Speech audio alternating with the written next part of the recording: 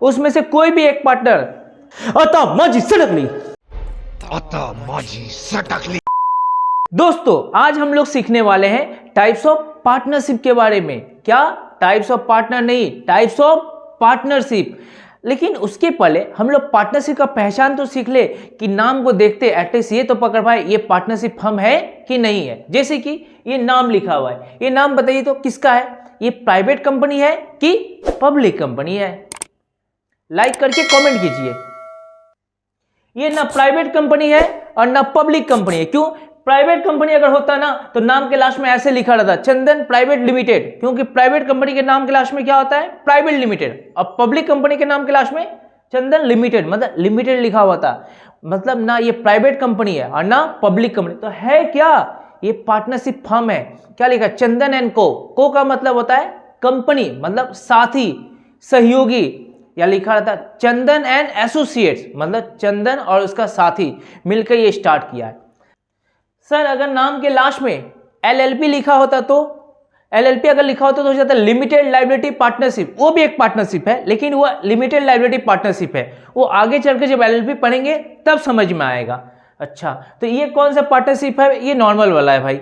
इसमें क्या होता है? लायबिलिटी अनलिमिटेड होता है, वो वाला पार्टनरशिप फॉर्म है। अब हम लोग समझेंगे types of partnership. Types of partnership कैसा? जैसे कि partnership for a fix period. दोस्त हम लोग ना 5 साल तक जो भी करेंगे, जैसे भी करेंगे, साथ में करेंगे, जैसे भी करना रहा। तो ये क्या है? 5 साल तक क्या करेंगे वो तो पता नहीं। मतलब पर्पस फिक्स्ड है कि नहीं है? नहीं, पर्पस का अता पता लापता। पर्पस क्या है पता नहीं, लेकिन जो भी करना है साथ में करना है। लेकिन कितना साल के लिए साथ में? 5 साल के लिए। क्या यहां पर ड्यूरेशन फिक्स्ड हो गया? हाँ ड्यूरेशन फिक्स्ड है ना, बोला ना 5 साल। तो इसको बोलते हैं partnership for a fixed period. एक होता है पार्टिकुलर पार्टनरशिप। पार्टिकुलर पार्टनरशिप का मतलब होता है ना दोस्त, एक ऐसा पार्टनरशिप जो कब तक चलेगा पता नहीं, जिसमें पीरियड फिक्स्ड है कि नहीं है? पीरियड फिक्स्ड नहीं है, लेकिन ना हम लोगों का पर्पस फिक्स्ड है। हम लोग एक स्पेसिफिक पर्पस के लिए, एक पार्टिकुलर पर्पस के लिए काम करेंगे। जैसे कि हम लोग 2 दोस्त हैं, हम लोगों को ना एक टेंडर मिला। टेंडर क्या है? हम लोग को टेंडर ये है कि हम लोग को एक ओवरब्रिज बनाना है। क्या बनाना है दोस्त? ओवरब्रिज। ये ओवरब्रिज कहाँ से कहाँ तक जाएगा? श्रीरामपुर से हावड़ा जाएगा। ऐसा ओवरब्रिज का हम लोग को क्या मिला गया? टेंडर। तो बोले दोस्त जब तक इस ओवरब्रिज का काम कंप्लीट नहीं हो जाता ना तब तक हम लोग साथ में रहेंगे, साथ में काम करेंगे, जो भी प्रॉफिट होगा इक्वली शेयर करेंगे। वो बोला ठीक है चंदन। तो आप मेरे को ये बताइए क्या ये ओवरब्रिज कब तक बन जाएगा हम लोग को पता है? नहीं। हम लोग बोले जब तक ये बन नहीं जाता ना तब तक हम लोग साथ में रहेंगे, साथ में काम करेंगे। तो बताइए यहाँ क्या पीरियड फिक्स्ड है? नहीं। लेकिन क्या पर्पस फिक्स्ड है? हाँ। जब पर्पस फिक्स्ड होता है तो उसको क्या बोलते हैं? Particular partnership. सर सपोज मान लीजिए अगर यहाँ पर ना पीरियड भी फिक्स्ड होता और पर्पस भी फिक्स्ड होता, तब आप क्या करते?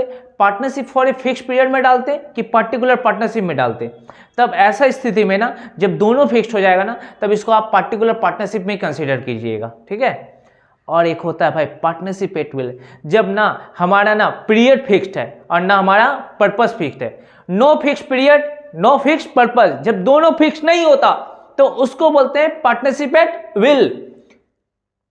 और सुनिए पार्टनरशिप एट विल कब और कहां कहां हो सकता है? सपोज मान लीजिए जैसे partnership for a fixed period था ना, कितना साल के लिए? 5 साल के लिए। सपोज मान लीजिए हम लोग का 5 साल कंप्लीट हो गया, 5 साल ओवर हो चुका है, लेकिन अभी भी ना हम लोग बिजनेस वाइंडिंग अप नहीं किए। बिजनेस को जबकि मेरे को लॉ के अकॉर्डिंग बंद कर देना चाहिए था, लेकिन हम लोग क्या किए? अभी बिजनेस को कंटिन्यू रखे और नया एग्रीमेंट भी नहीं बनाए। अब ऐसा स्थिति में ना 5 साल के बाद जब बिना एग्रीमेंट के बिजनेस कंटिन्यू रहेगा ना तो वो भी पार्टनरशिप एट विल कहलाने लगेगा। या सपोज मान लीजिए पार्टिकुलर पार्टनरशिप में क्या था? हम लोग एक फिक्स पर्पस के लिए काम करते थे। हम लोग का फिक्स पर्पस हो गया, ओवरब्रिज का काम खत्म हो गया, फिर से अगला कोई टेंडर मिल गया, कोई कॉन्ट्रैक्ट मिल गया, लेकिन ना नया एग्रीमेंट बनाए कि नहीं बनाए? नहीं बनाए।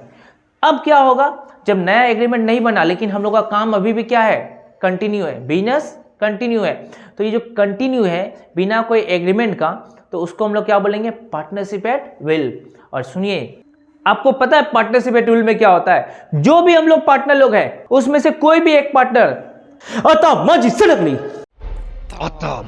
सटकली दिमाग खराब हो गया ना, एक पब्लिक नोटिस देगा, पूरा का पूरा फर्म वाइंडिंग अप हो जाएगा। पूरा का पूरा फर्म को क्या कर देगा? वाइंडिंग अप करके रख देगा। या सपोज मान लीजिए एक पार्टनर जिसको मन नहीं कर, अब लग रहा है कि पूरा फर्म को वाइंडिंग अप कर दे, बंद कर दे, वो क्या करेगा आपको पता है? वो सबको नहीं तो पब्लिक नोटिस अगर नहीं दिया ना तो सबको रिटर्न नोटिस भेजाएगा जितना रिमेनिंग पार्टनर है, और फर्म को क्या करना पड़ेगा? Winding up. ये सिर्फ कहाँ पॉसिबल है? पार्टनरशिप एट विल में। एक पार्टनर चाहे तो पूरा फर्म को वाइंडिंग अप करा सकता है।